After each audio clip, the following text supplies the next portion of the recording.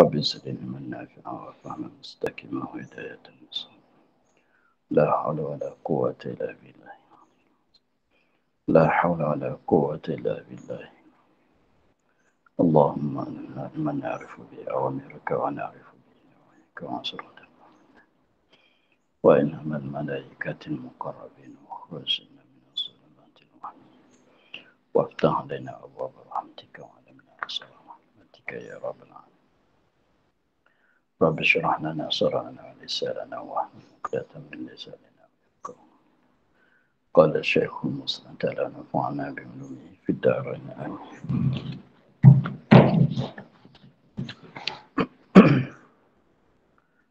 Sekarang.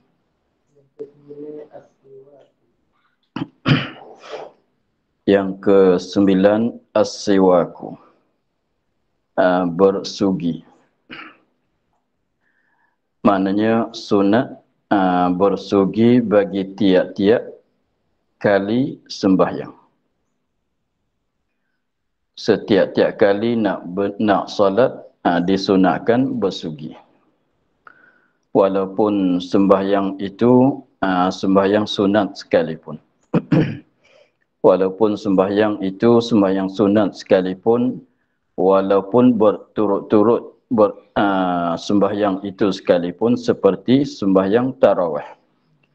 Kita sembahyang doa tarawih 2 rakaat, apabila nak sambung pula 2, bersugi sekali pula. Sudah beri salam, nak sembahyang pula, bersugi pula. Sehingga cukup 20 kali tarawih itulah. Jadi maknanya bersugi ni sunat. Dia bersugi ni semata-mata bersugi itu adalah sunat, walaupun belum pada sembahyang. Tetapi di sini masalah bersugi yang jadi sunat bagi sembahyang, maknanya bersugi untuk nak setiap kali nak sembahyang. Setiap kali nak salat, walaupun salat itu salat sunat sekalipun, walaupun salat itu salat jenazah sekalipun, disunatkan bersugi. Lepas tu bersugi itu dengan mana-mana alat bersugi sekalipun dah hasil fadilah sunat. Mana-mana gunalah mana-mana alat bersugi sekalipun, itu dah hasil pahala sunat. Tetapi yang afdalnya kita guna kayu sugi itulah.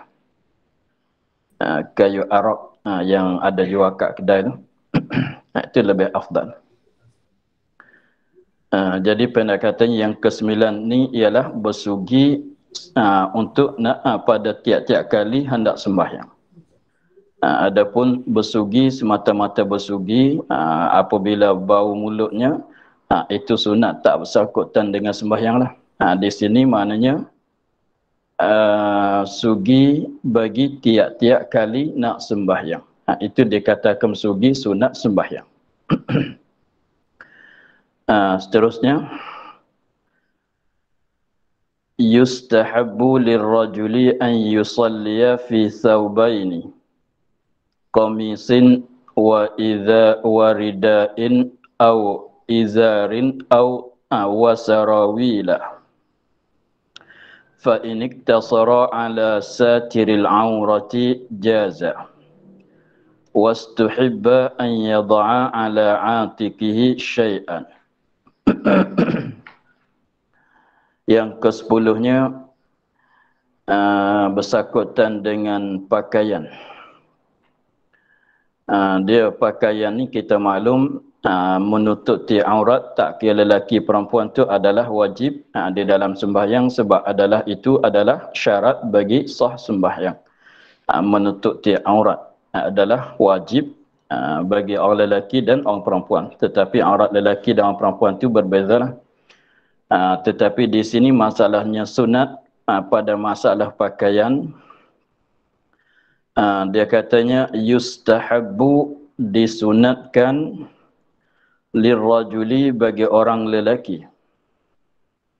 Disunatkan bagi orang lelaki, an yusalliya, bahawa sembahyang ia, fi thawbaini, pada 2 jenis pakaian. Pada 2 jenis pakaian. Maknanya pakaian yang dia pakai ketika bersolat itu sunatnya dua jenis, ada dua jenis pakaian. Ini tambahan di atas tutupan aurat. Pakaian yang menutupi aurat. Ini ketambahan di atas pakaian yang menutupi aurat. Sekadar menutupi aurat itu adalah wajib. Lebih pada itu adalah sunat. Lebih pada qadar menutupi aurat adalah sunat. Maka di sini dia katanya yustahabbu disunatkan lirrajuli bagi orang lelaki an yusalliya bahawa sembahyang ia fi saubaini di dalam dua jenis pakaian. Dua jenis pakaian bukan maksudnya dua lai pakaian. Kalau contohnya kalau kita pakai kain masalan, kain kita pakai kain masalan tapi baju tak pakai. Itu maknanya satu jenis pakaian, satu pakaian. Kalau pakai kain dua lai pun tak hasil juga. Nak jadi dua jenis pakaian. Pakai baju, pakai kain, artinya pakai baju, artinya pakai seluar. Itu nak jadi dua jenis pakaian. Nak bagi jadi dua jenis pakaian yang ada kat badannya. Kemudian dua pakaian tu dia sebut sebagai contoh lah. Qamisin waridain. Qamisin baju komis, baju jubah, baju yang panjang, baju yang panjang, baju yang jenis baju jubah itu dikatakan komis. Jadi kita pakai sebelah atas badan sampai ke bawah. Waridain dan rida. Rida ni maknanya pakaian yang sebelah atas saja. Pakaian sebelah atas saja. Kalau baju tu, baju kalau dia labuh sampai ke bawah, tu dikatakan baju komis. Lepas tu kalau pakaian tu sebelah atas saja, maknanya tak sampai ke kaki lah. Itu dikatakan rida. Sebab tu yang kita pakai ketika buat haji ni sebuah bagi orang lelaki tu yang sebelah atas tu dua lai kain putih kita pakai. Yang sebelah atas tu dipanggil rida, yang sebelah bawah dipanggil izar.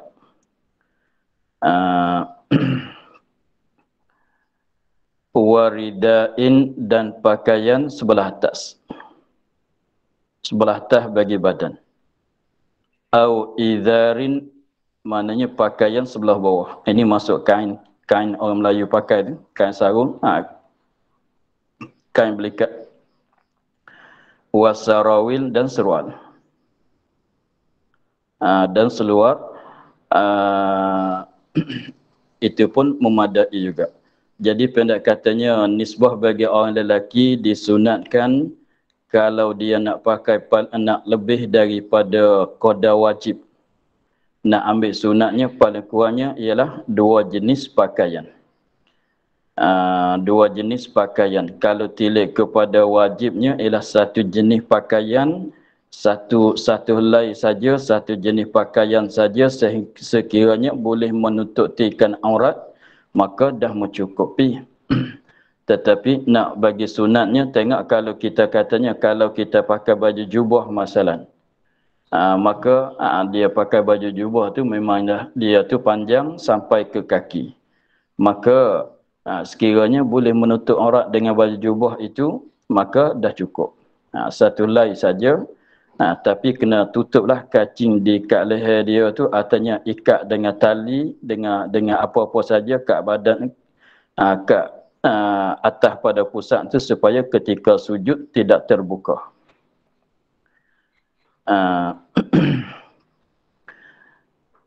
Itu bagi orang lelaki. Adapun bagi orang perempuan disunatnya sembahyang di dalam tiga jenis pakaian. Tiga jenis pakaian.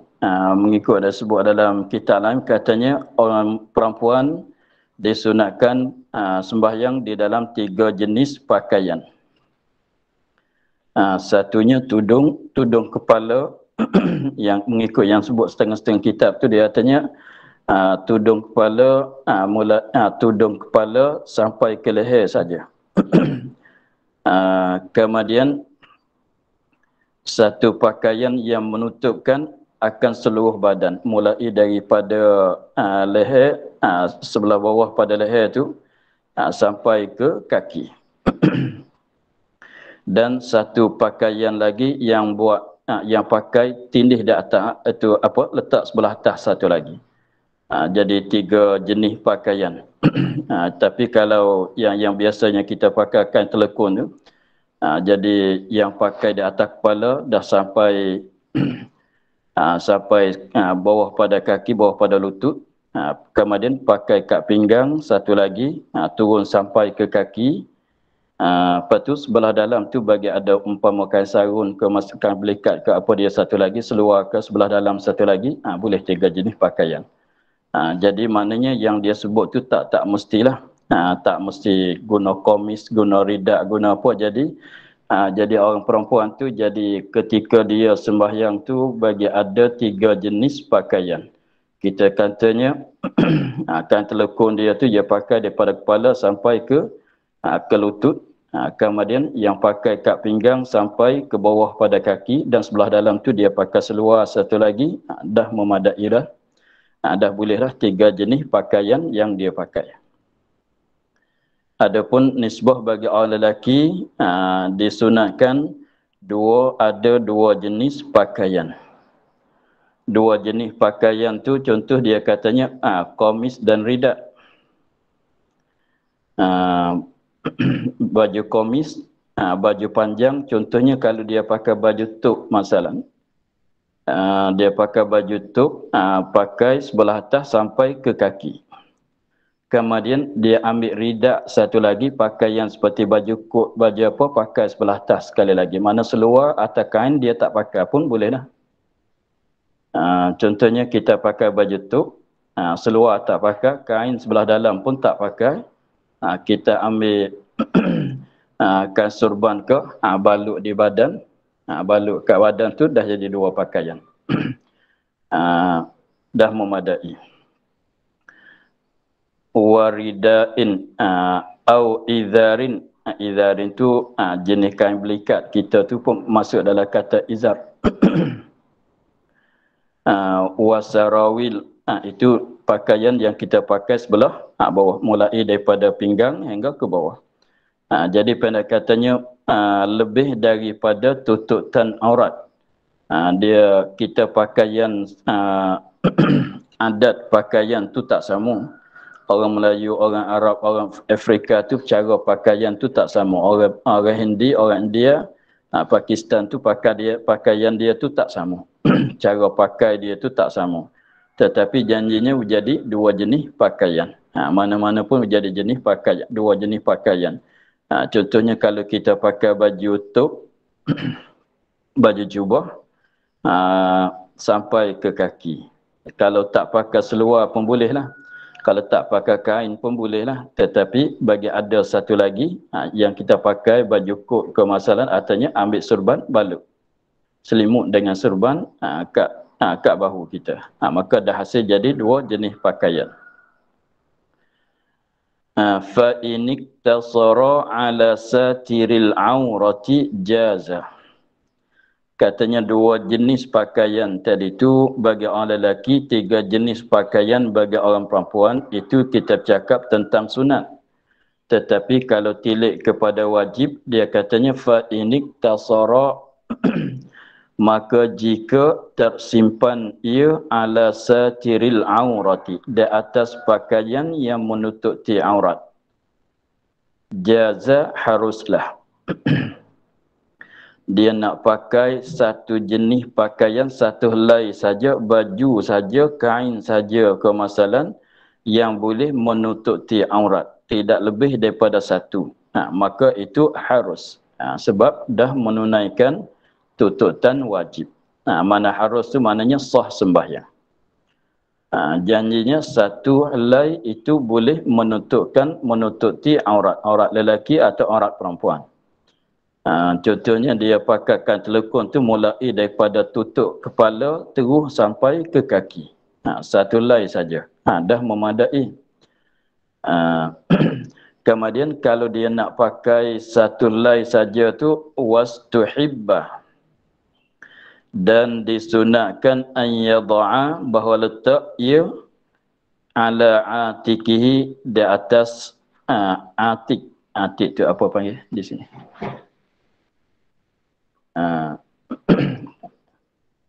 Tak ingat bahasa Melayu panggil apa. Di sini antara bahu dengan leher belikat. Syai'an, suatu benda. Suatu kain, suatu pakaian. Jadi sekiranya kalau dia nak pakai satu saja. Contohnya kalau kita orang Melayu, dia nak semayang tu pakai kain saja. Baju tak nak pakai. Bolehlah. Dah memadai, janjinya menutup aurat. Tetapi kalau nak pakai selai saja itu, maka sunat pula dia letakkan suatu kain di atas belikatnya.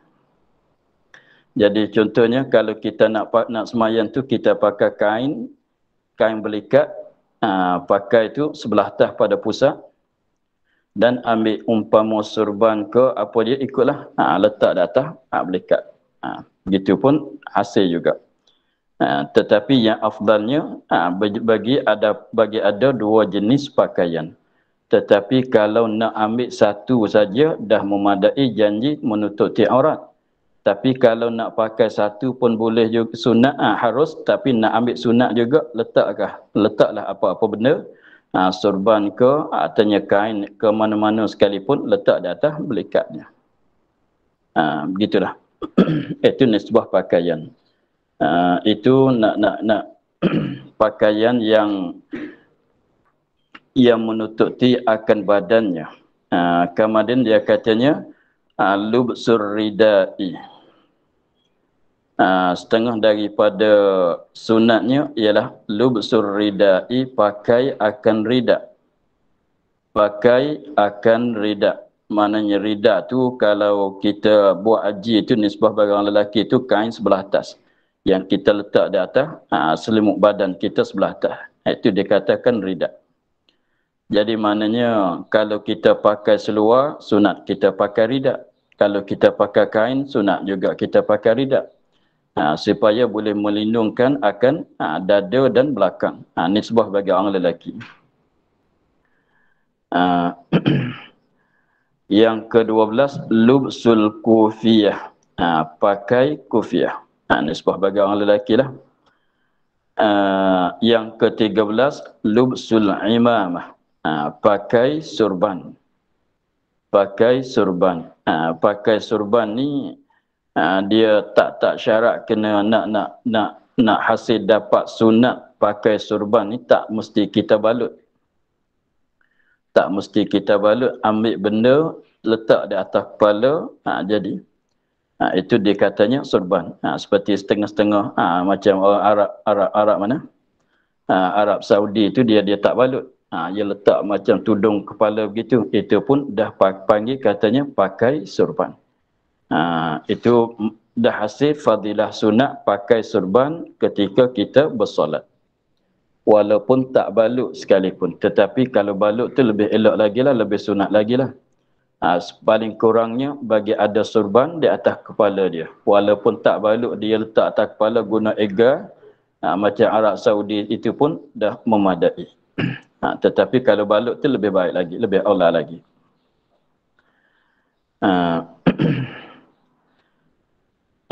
Kesemuanya saat itu sakutan dengan pakaian. Habis di situ kemudian katanya ke-14 at-ta'awudhu qabla ad-dukhuli fiha. At-ta'awudh mengucap a'udzu billahi minasyaitonir rajim. At-ta'awudh maknanya mengucap, baca kata a'udzu billahi minasyaitonir rajim. qabla dukhuli, belum masuk fiha belum masuk fiha padanya pada sembahyang. Jadi maknanya yang ke-14 sunat kita mengucap, sunat kita kata a'udzubillahi minasyaitonirrajim belum pada kita nak mulai takbiratul ihram. Yang nak baca usalli itu lain pula. Jadi banyak benda lah yang disuruh kita, disunatkan kita baca, kita kata belum pada kita nak mulai takbiratul ihram tu banyak benda. Bukan sekadar katanya baca usalli itu dah maklum. Tetapi ada juga sunat kita baca a'udzubillahi minasyaitonirrajim setiap-tiap kali belum pada kita nak mulai takbiratul ihram, sebab masuk ke dalam sembahyang ialah masuk dengan secara kita mulai takbiratul ihram. Jadi mengucap baca a'udzubillahi minasyaitonirrajim belum pada takbiratul ihram. Kalau orang tanya kenapa sunat baca a'udzubillahi minasyaitonirrajim? Sebab kita nak sembahyang, kita nak kepada khusyuk. Sebab khusyuk sembahyang ini ialah ruh bagi sembahyang. Jiwa bagi sembahyangnya ialah khusyuk. Maka barangkalinya takutnya ada syaitan datang mengganggukan kita, mengganggukan khusyuk kita di dalam sembahyang. Maka lalu tu disunatkan kita minta Allah Ta'ala melindungkan, melepaskan kita daripada was-was syaitan, daripada gangguan syaitan ketika kita sembahyang. Maka lebih selamat kita daripada lebih selamat kita kepada khusyuk. Mana kita terlebih khusyuk lah kalau kita baca a'udzubillahi minasyaitonirrajim, sebab kita dah minta tolong daripada Allah Ta'ala melindungkan kita, jagakan kita daripada syaitan yang mengganggukan khusyuk kita di dalam sembahyang. Sebab tu disunatkan kita baca.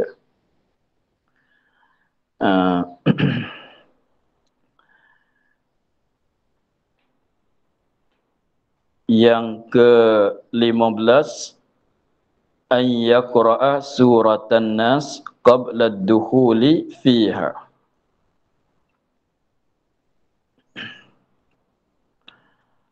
An yaqra'a, bahawa baca ia surat An-Nas, akan surah An-Nas, Qul a'udzu birabbin nas. Itu surat An-Nas. Qul a'udzu birabbin nas qabla ad-dukhuli, belum masuk fiha padanya pada sembahyang. Jadi ini pun disunatkan baca juga. Kita baca Qul a'udzu birabbin nas hingga seterusnya belum pada kita nak mulai sembahyang. Sekiranya kalau itu disunatkan baca a'udzubillahi minasyaitonirrajim tadi untuk nak minta daripada Allah Taala jagakan kita daripada daripada gangguan syaitan mengganggukan khusyuk kita di dalam sembahyang. Adapun tujuan baca Qul a'udzu birabbin nas ialah tujuannya nak bagi lepas daripada was-was apabila kita bersembahyang. Jadi baca ta'awuz untuk nak lepas daripada gangguan syaitan akan khusyuk sembahyang. Baca surah An-Nas untuk nak bagi lepas daripada penyakit was-was yang akan berlaku di dalam sembahyang. Setengah-setengah orang tu kalau tak hati-hati maka dia akan berlaku was-was. Lebih-lebih laginya pada ketika takbiratul ihram. Pada ketika takbiratul ihram niat tak niat betul tak betul niat dia tu setengah-setengah orang tu nak jadi was-was di situ. Maka sekiranya kalau dia terasa macam nak ada was-was, maka disunatkan dia tu baca Qul a'udzu birabbin nas hingga sampai ke akhir surah. Untuk nak menolakkan penyakit was-was. Itulah tujuan dia tak sama. Tujuan baca a'udzubillah untuk nak melindung daripada syaitan mengganggukan khusyuk. Tujuan baca surah An-Nas untuk nak mengelak daripada berlaku was-was pada sembahyang. Ini belum pada mulai takbiratul ihram kesemuanya. Yang ke-16 an yatfula an yasarihi biduni riqin,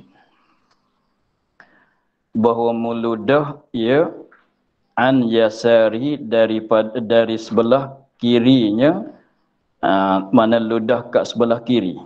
Jangan kanan, jangan ke depan, bahkan ke kiri. Biduni rikin, dengan tidak ada air liur. Maknanya buat suara sajalah. Kita buat tu. Buat gitu. jangan keluar air liur lah. Maka di sininya tapi yang ke-16 ni sunat kita meludah dengan tidak keluar air liur ke sebelah kiri sekiranya kalau terasa ada was-was daripada syaitan. Bukan semata ni bukan setiap-tiap kalilah nak sembahyang sunat buat begitu. Sekiranya kalau kita terasa macam ada was-was yang datang daripada syaitan, kita ada rasa katanya syaitan datang mewas-was kita pada apa dia? Pada takbir, pada niat ketika takbiratul ihram, maka sunatnya kita meludah ke sebelah kiri dengan tidak keluar air liur lah. Sebab nanti kotor pula. Sebab kalau dalam masjid haram kita meludahkan air liur dalam masjid, sebab walaupun air liur tu tidak najis tetapi benda yang luat. Sebab tu ludah tu jangan keluar air liur. Ludah buat macam isyarat saja. Itu bila tu ketika jadi nak meludah ke sebelah kiri saat itu ketika kita rasa macam ada was-was daripada syaitan, maka kita buatlah begitu. Yang ke-17, summa yakulu, kemudian selepas pada dia ludah tu, summa yakulu, kemudian kata ia, baca ia, yakni kemudian daripada ludah ke sebelah kiri, yakulu, dia baca wa qur rabbi a'udzu bika min hamazatis syayatin wa a'udzu bika rabbi an yahduruni. Salasan maknanya 3 kali. Salasan yakni 3 kali. 3 kali. Salasan 3 kali. Baca, jadi maknanya sebelum pada kita nak takbiratul ihram, sekiranya kalau terasa macam ada was-was daripada syaitan, kita ludah ke sebelah kiri. Kita buat tu, buat begitu. Ludah sebelah kiri, kemudian kita baca doa ini, wa qur rabbi a'udzu bika min hamazatis syaitan wa a'udzu bika rabbi an yahdurun. Maka baca itu 3 kali. Selepas pada ludah 1 kali, kemudian kita baca doa ni 3 kali. Artinya ludah sekali baca sekali, ludah sekali baca sekali, ludah sekali baca sekali, atau ludah sekali baca doa ini 3 kali. Boleh ke semuanya. Itu disunatkan kita kerja belum pada mulai takbiratul ihram. Sebab yang macam cerita tadi lah, banyak benda yang disunat belum pada kita nak mulai masuk kepada takbiratul ihram. Maka caranya begini, kita ludah sebelah kiri, kemudian baca doa yang tersebut sikit untuk nak jaga, nak bagi lepas daripada was-was syaitan. Maka yang ni juga bukan sekadar nak mulai sembahyang, sekiranya kalau takut ada was-was, sekiranya kalau kita nak mandi atau nak ambil wuduk, sekiranya kalau datang was-was, maka sunat buat cara begini juga. Bukan sekadar katanya nak sembahyang disunatkan buat begitu kalau ada was-was. Kalau kita nak ambil wuduk atau nak mandi junub ke masalan, sekiranya kalau datang was-was, sebab wuduk pun berajak kepada niat juga, kena ada niat juga. Mandi junub pun kena ada, mandi wajib pun kena ada niat juga. Maka sekiranya kalau ada rasa macam ada was-was daripada syaitan, belum pada nak ambil wuduk, sunat kita buat macam ni juga. Ludah, artinya ambil daripada awal tadi, baca a'udzubillahi minasyaitonirrajim, baca surah An-Nas, Qul a'udzu birabbin nas, dan kita ludah sebelah kiri dengan tidak keluar air liur, dan kita baca Qul wa qur rabbi a'udzu bika min hamazatis syayatin hingga akhirnya. Jadi maknanya caranya bukan tentu dengan sembahyang sajalah. Belum pada nak ambil wuduk pun sama, belum pada nak mandi junub pun sama. Tetapi kalau nak mandi itu kena tengoklah tepat-tepat dalam tandas tu tak boleh kita nak baca dengan mulut, maka kita baca dalam hati. Kalau kita nak ambil wuduk tu sunat kita baca bismillah, kita baca doa yang tadi, tapi kalau tepat dalam tandas tak boleh kita nak baca dengan mulut, maka baca dalam hati. Begitu.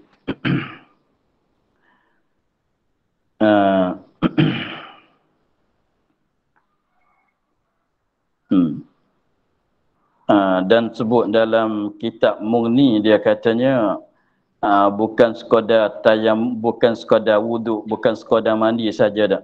Bahkan ketika nak tayamum pun sama. Ketika kita nak baca Quran pun sekiranya macam ada was-was, ada gangguan daripada syaitan, jadi tak ikhlas ke mana, maka boleh kita nak buat macam tadi.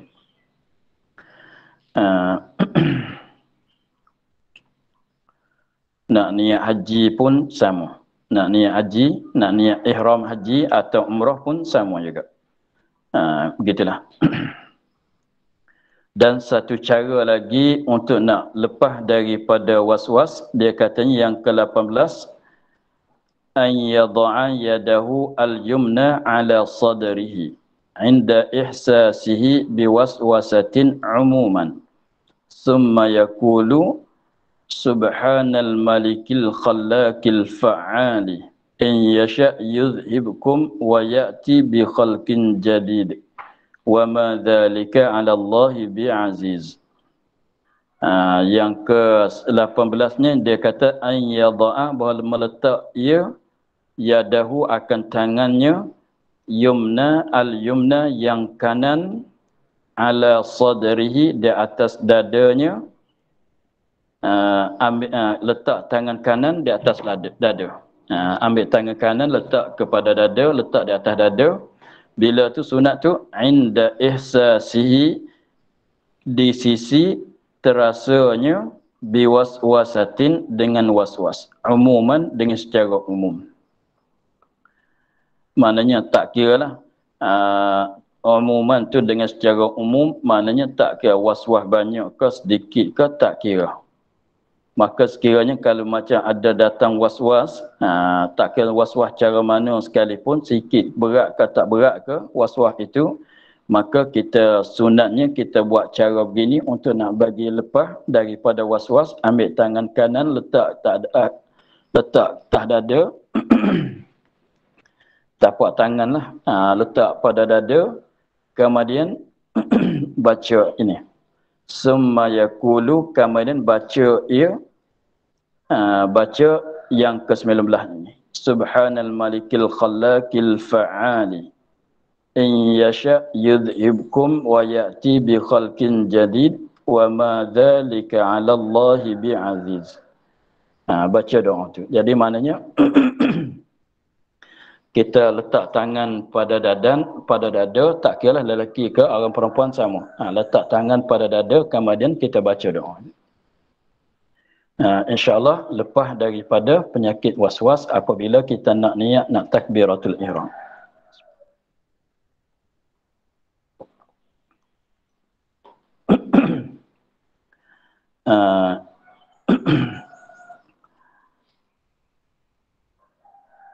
Ini tak kiralah semayang sunat ke atanya semayang fardu, sekiranya begitulah. Sekira katanya kita terasa ada was-was, tak kira was-was tu berat ke tak berat, maka sunatlah kita buat begitu untuk nak bagi lepas daripada was-was itu. Sebab was-was itu kita maklum itu daripada syaitan.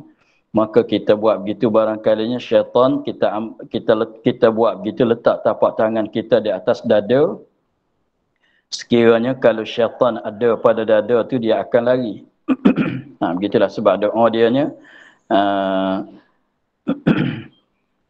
Subhanal Maliki, Maha Suci Raja, Al-Khallaqi, yang membuatkan, yang banyak, yang sangat menciptakan akan segala makhluk, Al-Fa'ali, yang sangat membuat, yang banyak membuat akan segala perkara yang dia kehendak, In yasha, jikalau kehendak ya Allah, yuzhibkum, menghilangkan kamu, menghapuskan kamu, menghilangkan kamu, wa ya'ti, dan mendatang ia bi khalqin jadidin, dengan makhluk yang baru pula. Jadi mana tu hapuskan syaitan itu yang mengganggu kita, Allah Ta'ala datangkan dengan makhluk yang lain pula. Wa ma dzalika 'ala Allahi bi'aziz, dan tiadalah demikian itu di atas Allah yang susah. Mana benda itu senang pada Allah Ta'ala untuk nak buatnya. Tidak ada kepayahan di atas Allah Ta'ala. Itu ini belum pada sunat-sunat yang kita belajar ni, belum yang kita sebut ni, belum pada nak mulai takbiratul ihram. Ni belum mulai lagi. Yang ke-20, at-talaffuz bin niyati. At-talaffuzu bin niyati, berlafaz dengan niat. Dengan niat, dengan perkataan niat. Jadi kita niat tu, tempat niatnya ialah di dalam hati. Niat tu ialah tempat dianya ialah di dalam hati. Tetapi belum pada kita nak niat, kita kata dengan mulut dulu benda yang kita akan niat. Sebab tu disunatkan semua.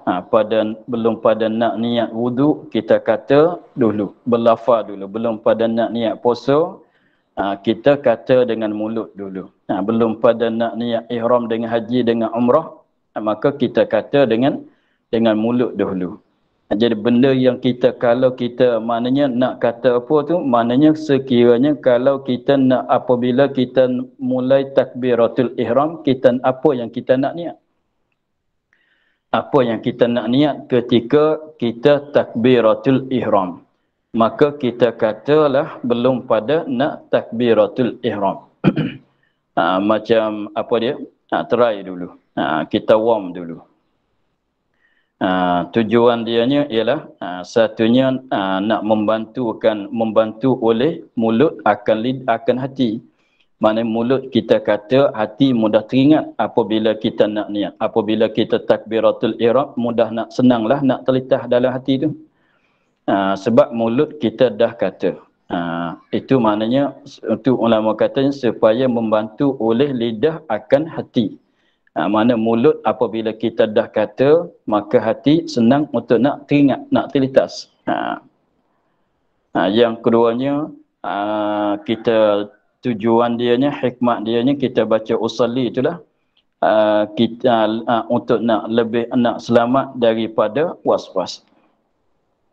Sebabnya apabila kita niat tu memanglah nak bagi nampak sekaligus tu susah juga. Sebab tu kalau kita kata dengan mulut tu lebih selamat daripada berlaku was-was pada niat. Dan setengah daripadanya untuk nak lepas daripada khilaf. Sebab setengah-setengah ulama dia kata wajib. Setengah-setengah ulama ada juga dia kata wajib baca usalli. Kalau nak niat sembahyang, baca usalli hingga akhir adalah wajib. Kalau nak niat wudu, nawaitul wudu'a, nawaitu raf'al hadasi, maka itu adalah wajib. Kalau nak puasa, nawaitu sawma ghadin adalah wajib. Kalau nak niat haji, nak ihram dengan haji, nawaitul hajja wa ahramtu bihi, itu adalah wajib. Itu mengikut setengah-setengah ulama. Walaupun yang kata wajib itu tak kuatlah, tidak masyhurlah perkataan itu, tapi ada juga setengah ulama katanya wajib. Kata dengan mulut dulu, berlafaz dengan mulut dulu, belum pada nak niat di dalam hati. Maka kita nak meraihkan yang mengata wajib, kita pun kata jugalah, tetapi diisi kitanya adalah sunat.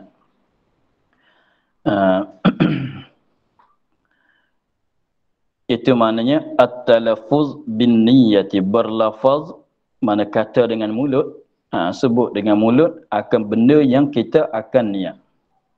Benda yang kita nak niat. Kalau nak benda yang kita nak niat setelah laginya, apa benda? Kita kata dengan mulut dulu. Kalau benda yang kita nak niat tu, nak niat puasa, nawaitu sawma ghadin, hingga seterusnya.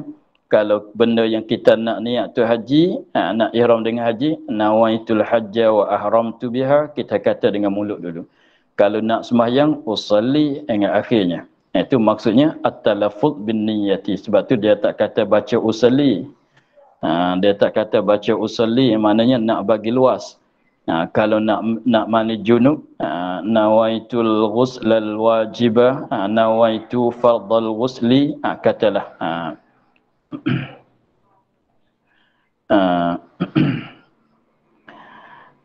Itulah at-talaffuz bin niyyati disunat setiap kali kita nak niat, tak kira mana-mana ibadat sekalipun, sekiranya kalau ada niat di dalam hati, kena ada niat, maka sunatnya kita baca dengan mulut lebih dulu. Tak kira apa dia, cuba cari zakat tak payah. Kalau apa dia, jenis wudu, jenis apa dia, wudu, tayamum, mandi junub, mandi wajib, sembahyang, puasa, apa dia lagi, haji dan umrah, begitulah. Maka kesemuanya sunat kita baca dengan mulut dulu.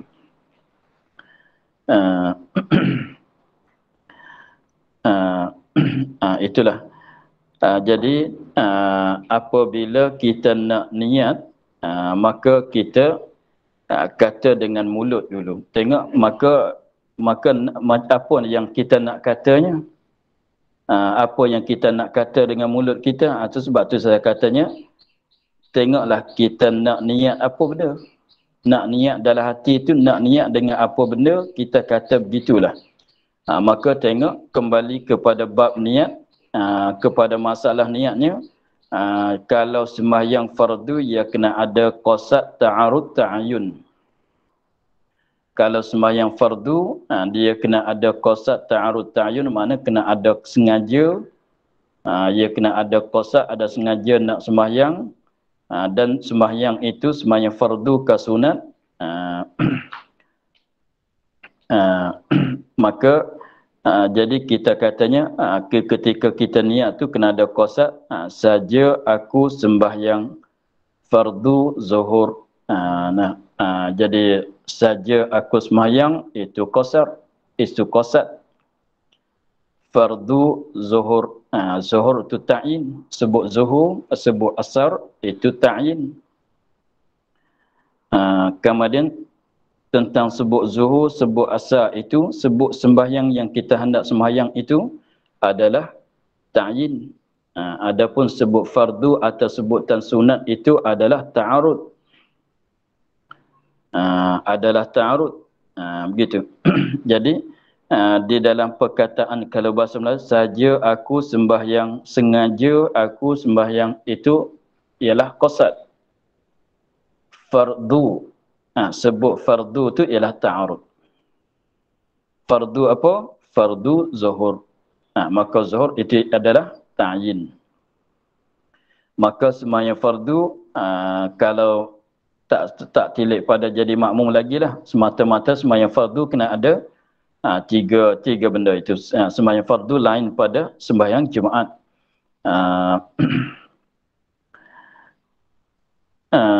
Maka kena ada tiga perkara tu. Jadi maknanya nak ada qasad ta'arud ta'ayun. Maka kita katalah dengan mulut dulu qasad ta'arud ta'ayun.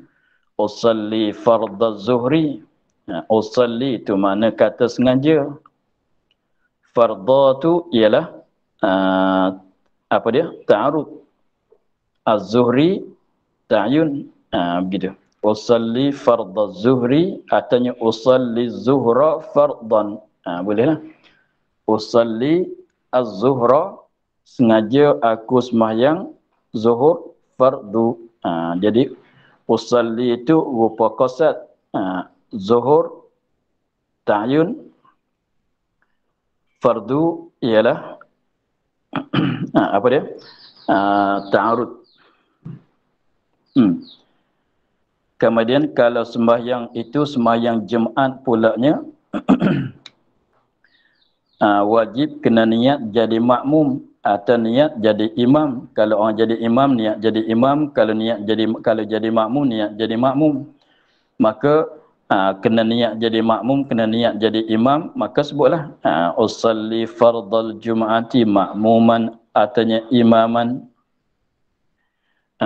Jadi pendek katanya, benda yang kita akan niat di dalam hati, kita kata dengan mulut. Begitulah. Tengok. Jadi maknanya, kaedah dianya, kaedah at-talaffuz bin niyati, kaedah dianya ialah, ingat katanya, setiap-tiap benda yang kita akan niat di dalam hati, tak kira wajib ke sunat, maka kita kata dengan mulut lebih dulu. Tengok yang ke-21, zikru adadir raka'ati. Ini bukan masalah niat ni. Ni masalah kita sebut dengan mulut. Zikru adadir raka'ati, menyebut bilangan rakaat. Menyebut bilangan rakaat sembahyang yang kita hendak sembahyang. Jadi usalli fardhu zuhri arba'a raka'atin. Tentang itu, itu mana arba'a raka'atin, itu maknanya sebut bilangan rakaat. Sembahyang yang kita akan sembahyang ini, kita sebut dah akan bilangan rakaat. Usalli sunnatat tarawihi raka'ataini, 2 rakaat.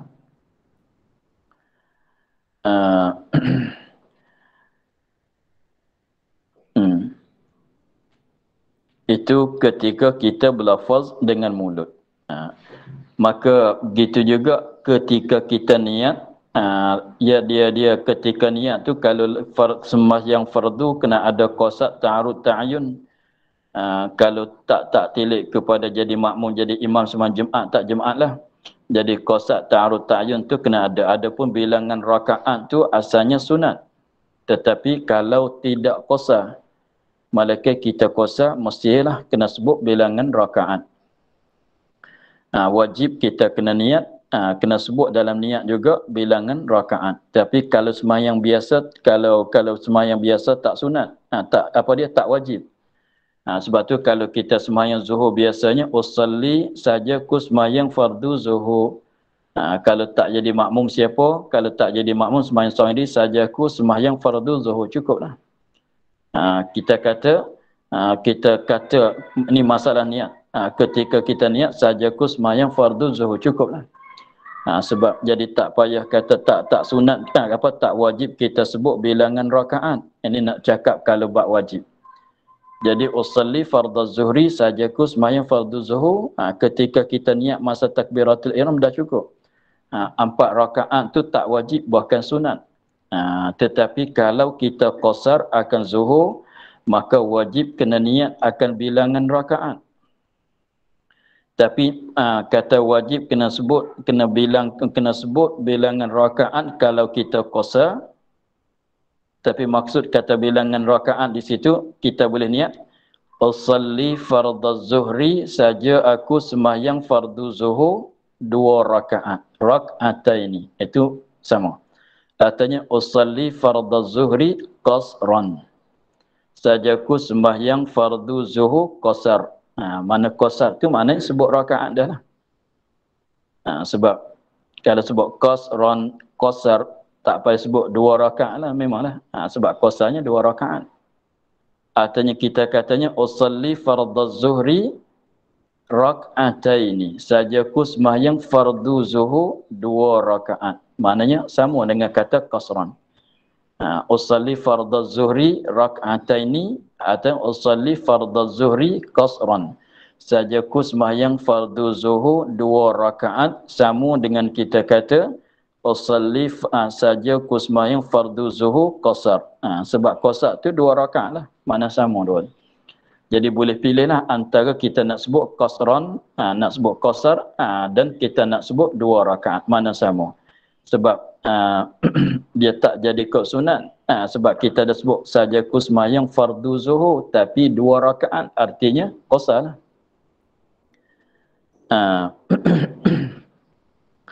Itu sunat.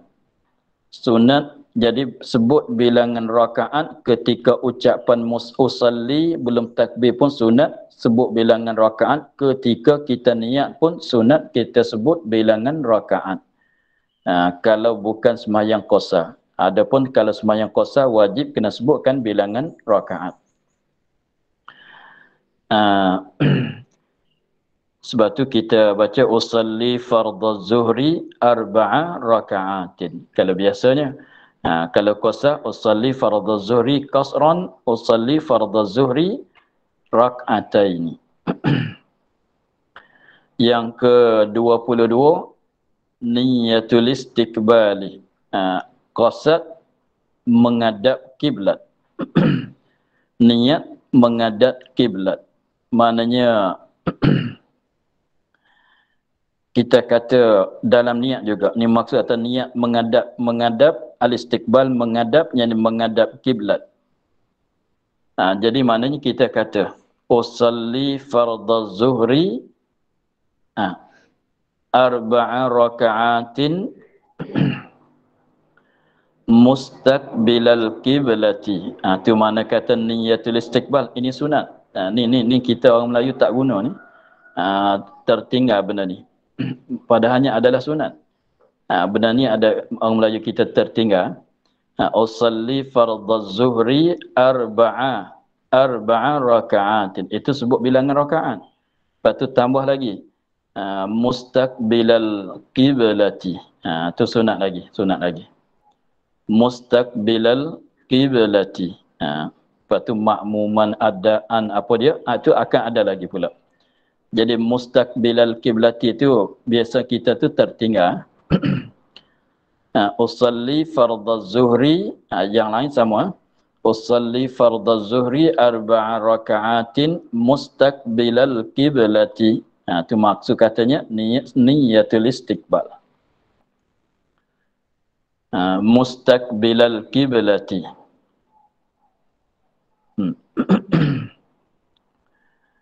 Artinya boleh ganti dengan muwajjihan li baitillah.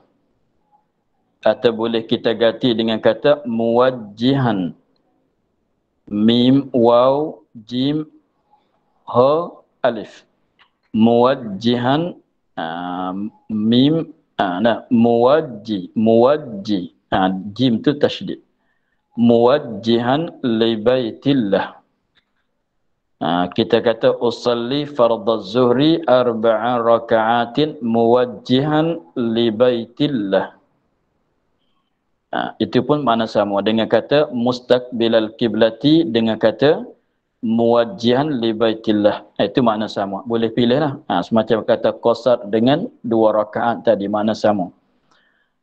Maka kita boleh nak kata usalli fardhu zuhri arba'a raka'atin mustaqbilal kiblati atau usalli fardhu zuhri arba'a raka'atin muwajjihan li baitillah. Bolehlah. Jadi kita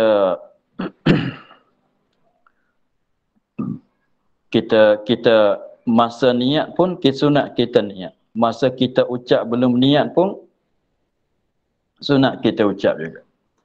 Jadi belum mana ketika kita ucap usalli itu sunat kita sebut mustaqbilal kiblati. Dan ketika kita niat pada masa takbiratul ihram sunat kita ada bagi adakan mustaqbilal kiblati, menghadap kiblat. Mustaqbilal kiblati maknanya menghadap kiblat. Muwajjihan li baitillah maknanya menghadap kepada baitillah. Menghadap akan baitillah, menghadap kepada baitillah.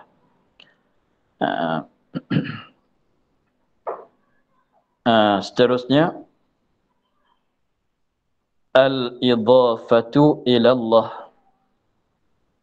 Al-idhafatu ilallahi. Mensandarkan kepada Allah. Jadi kita sandarkan akan sembahyang itu kepada Allah. Maknanya kita kata lillahi ta'ala. Lillahi ta'ala.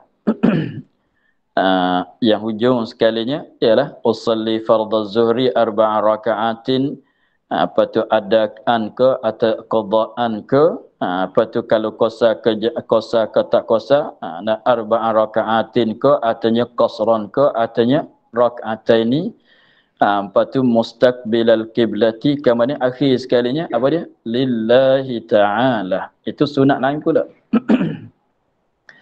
Itu sunat lain pula. Kita kata lillahi ta'ala. Sebab ini ada setengah ulama kata wajib. Kena kata lillahi ta'ala dalam masa niat. Sebab tu kita, tapi dalam mazhab kita Syafi'i jadi sunat. Jadi sebut lillahi ta'ala, itulah maksud kata al-idhafah, bersandar kepada Allah. Jadi maknanya usalli, aku sembahyang ni kerana Allah. Usalli, aku sembahyang fardu zuhur 4 rakaat yang akhir. Sembahyang itu sembahyang kerana Allah, bukan kerana lain-lain daripada Allah. Rupa apa dia? Lillah tu menunjuk kata kita ikhlas. Kita sembahyang ni kerana Allah, kita ikhlas. Begitulah. Itu pendek katanya yang dia sebut-sebut tadi tu sunat masing-masing tu. Bukan kata usalli fardaz zuhri 4 rakaatin ma'muman adaan mustaqbilal qiblati lillahi ta'ala, satu sunat saja, kita jangan faham gitu. Itu tak betul kalau faham gitu. Bahkan sebut 4 rakaatin itu adalah satu sunat. Kita sebut mustaqbilal kiblati, itulah satu sunat lain pula. Kita sebut lillahi ta'ala, itu sunat yang lain pula. Lepas tu banyak benda lagi, ada 2-3 benda lagi yang kita niat, kita sebut dalam masa kita mengucap usalli dan kita ketika kita niat. Itu pun sunat masing-masing. Jadi maknanya dah banyak benda sunat dah kita buat. Walaupun bunyinya satu perkataan saja, usalli fardaz zuhri 4 rakaatin hingga akhir. Bunyinya satu kataan saja. Tetapi dalam itu ada mengandungi beberapa sunat. Begitulah. Maka untuk hari ini kita akhir di situ dulu. InsyaAllah kita akan sambung pada katanya 24, zikrul adai awil qadai. Wallahu a'lam, alhamdulillahi rabbil alamin.